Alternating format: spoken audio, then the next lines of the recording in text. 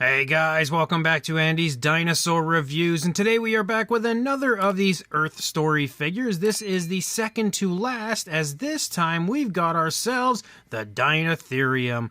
And this is definitely one that I was really quite looking forward to. I'm a big fan of this species, so really excited to have another offering out there for it. As far as the packaging goes, you can obviously see, again, it's pretty much the standard when it comes to, the Earth Story figures. And then, of course, same deal here for the back of the packaging with some different angles of the figure. So let's go ahead, pop the box open, and check it out. So here is our Deinotherium, and again, I think it's pretty decent looking. Overall, this line and this company has really quite impressed me. Again, I feel like there are definitely some improvements they could make on a lot of their figures, but for the most part, they've been pretty impressive as a whole.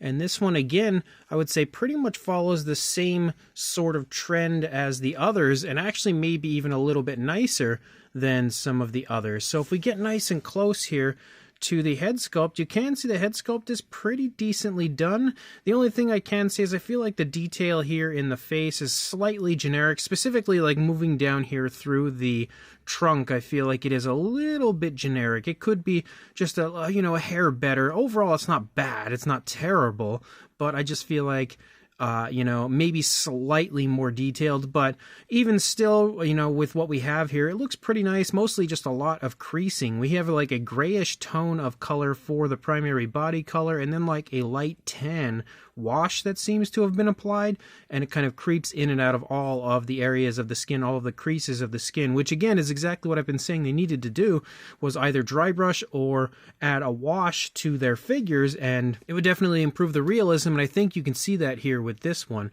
But as you move down in through the trunk, you can see, if my camera would focus, we've actually got a little bit more of that tone of color here at the bottom of the trunk. But if we move back, we can see inside the mouth.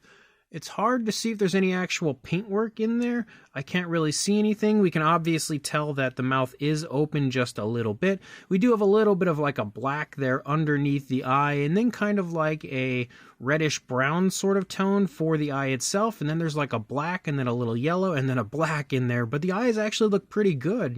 Nice to see them take some care there with the paintwork of the eyes. As you lead down, you can also see, again, we've got kind of like the same similar situation that we had seen with their woolly mammoth, where we start out with kind of like a washed, or like a really watered down version of like a orangish brown, and then transitioning to like an ivory tone as you lead through. And that watered down kind of orangish brown never looks all that realistic, but I think it looks okay for what it is. We can see the paintwork of that area though is just slightly sloppy. It could be a little bit better, but not too bad. As you move back, we've got the ears sculpted out pretty decently. There are some black spots found there within the ear, which I think also looks pretty good, adding a little variation of color. We also have kind of like a heavier dose of that tan sort of tone moving over the top of the Deinotherium. You could see it kind of pick up here in the top of the head and then move entirely over the back of the animal. As you lead back here, you can really see again that tone is pretty strong up here, yet you can also still make out the wash up here on the back as well, again creeping through all of the skin texture of the animal.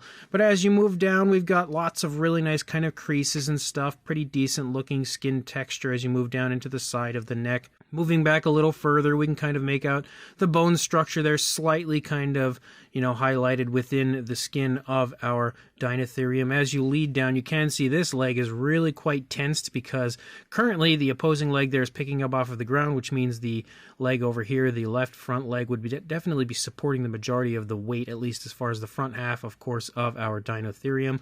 But you can see, again, moving down, the skin texture looks pretty decent overall, and that wash definitely helps to amp up the skin texture. We can see the nails and everything down here. Unfortunately, there isn't any specific paintwork for the nails. I don't know if they've actually had that, pretty much through the entire line, besides the Smilodon anyway. But as you lead back up, you can see some wrinkling and creasing here to the skin leading into the stomach. The skin texture here as well looks pretty decent. Again, a good bit of variation to the creases and stuff and the type of skin texture you see. Very elephant-like, of course, which is kind of what you would expect for a Deinotherium. We've got a little bit more kind of hanging skin here on the underside. And we continue to pretty much have the same tones of color moving along the underside again, with just the grays and that kind of light tan wash. And then of course as you move up you have that more of like almost like a yellowish sort of brown or like a tan color that overtakes the back of the Deinotherium. As you move back, we can kind of make out the hip bone right up here, and then leading down we've got some kind of skin stretching here off of the stomach, some creasing in the skin as you lead up. And again, the leg looks pretty good as you lead along the rear leg here. As you lead down into the foot sculpt also looks fairly decent, and we can see the tail out here in the back. And also something they love to do where they give you just a little bit of variation of color on the tips of the tails. You can see we have that here with the Deinotherium with just a slightly brighter variation of a gray right there for the tip of the tail. As you turn around and take a look at the opposing side, you'll obviously notice the biggest difference here would be the positioning of the legs, as the front leg is kind of picking up off of the ground. The rear leg is kind of like a little bit further forward compared to the opposing leg, but it's currently like flat on the ground. So obviously this kind of shows you the walking motion of our Deinotherium. As this leg is picking up off of the ground, this one of course is going to soon be doing the same. But again, the paintwork looks really nice on this one. Not incredible, but absolutely better than some of the others. And the sculpt work as well looks pretty decent on this one. I would definitely say that overall this has got to be one of my favorites from the line. I don't know if it's going to beat out the Deinotherium, but I need to readjust my camera apparently, but it's definitely one of my favorites from the line overall. As far as a size goes, for a length from the trunk to the tail, you are looking at about 7¼ inches, or around 18, heading toward about 18.5 centimeters. And then for a height, just a little over 4 inches, or around 10.5 centimeters. For a size comparison, there is Mr. Papo T-Rex, the Attack Pack Colovosaurus, Robert Muldoon, and the Collect Day Human Being next to our Deinotherium from Earth Story. And you can see again it's got a pretty decent size to it, but none of these figures have like a massive size to them. I would say they're overall really nice, conveniently sized, and kind of the size you would expect, at least as far as some of the figures, for sure as far as the Deinotherium goes. And then when it comes to a comparison with a different Deinotherium, we can see the Eofauna version here next to the Earth Story version, and obviously you can see that they look pretty decent next to each other, the Eofauna version being just a bit larger. But you'll also notice that again, like when I say the detail looks pretty decent on the Earth Story version, you can see what a more highly detailed version would look like with the Eofauna release, which I think again is about as lifelike as it could possibly get, and showing you that the Earth Story version looks good, but the detail isn't quite as high quality as you see on Eofauna.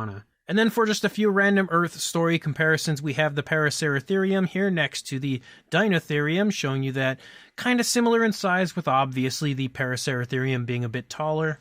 And then, of course, the Earth Story Mammoth as well, showing you that these two are also quite similar in size overall. And then just because we've been using them pretty much the entire way through with these reviews, we also have the Steppe Mammoth from Eofauna next to our Deinotherium.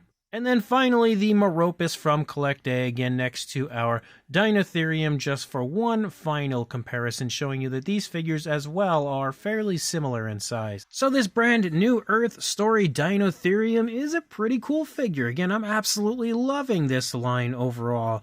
Even though there are definitely some areas that they could improve upon, overall, I would say they're very impressive, and this figure is yet another perfect example of how impressive they are. Sculpt-wise, it's pretty decent, not at the highest quality detail you'll see on a Deinotherium figure out there, but it's pretty darn nicely done as a whole. And I think the paintwork on this one is so much nicer as far as the realism aspect goes compared to some of the others, because they have added a wash to it, and it really helps to highlight all of the detail of the Deinotherium, but also just generally kind of bring it to life a little more. You know, the paintwork doesn't look so flat like it does on some of the others, which is definitely a huge plus for this particular release. The pose is also decently done, again, as it basically is just a walking pose, nothing overly impressive or crazy, but it's decent enough, and again, is realistic enough that I think it makes a nice display piece. The size is also pretty nice, because again, it's big enough that it's impressive, but it's not big enough that it takes up too much room on anybody's shelf. It's pretty much the similar size range you would expect for something like this. You know, it's a fairly common sort of size range for species like this. So definitely one of the best of the line, in my opinion. I would say Overall, it's the best painted figure that we've seen in this line, but also just generally a really, really cool figure and a very cool species. So if you are interested, again, my good buddy Dino Mike Mac scored this for me at the Hong Kong Toy Show. I don't know when these are going to be readily available for everyone, again, on online retailers, but it should be hopefully sometime soon. Once I do find a link, I'll definitely add it to the description and let you guys know that they are officially available to purchase. And of course, like, comment, and subscribe, and I will see you in the next review. Thanks for watching.